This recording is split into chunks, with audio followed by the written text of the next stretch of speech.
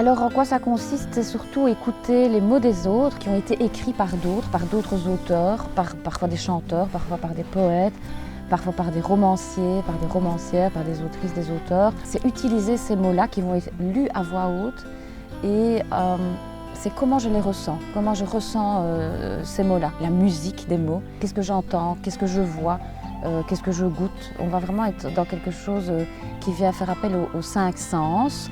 On travaille avec un carnet créatif et ce carnet créatif va suivre les personnes au fur et à mesure des séances. L'idée, c'est vraiment de susciter la créativité, d'aller chercher la créativité qu'on a tous en soi. On est vraiment clairement dans le ressenti et pas du tout dans quelque chose d'intellectuel. Je vais, en tant qu'animatrice, partager des mots, lire des mots, finalement, quelque part, un peu raconter des histoires.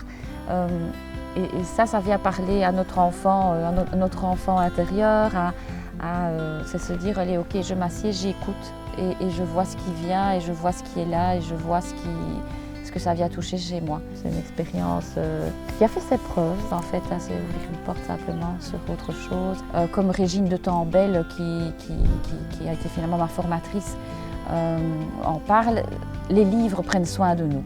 Au niveau des ateliers en bibliocréativité, c'est en résidentiel. Dans l'abbaye d'Orval, on est vraiment plongé dans le silence pendant 2 jours. La puissance du silence vient parfois révéler la puissance des mots et vice-versa.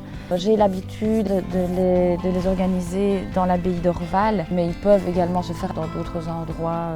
Tout est possible en fait. Si on arrive à constituer un groupe dans une région, moi je me déplace, je pense que la créativité elle soigne. Donc, en tout cas,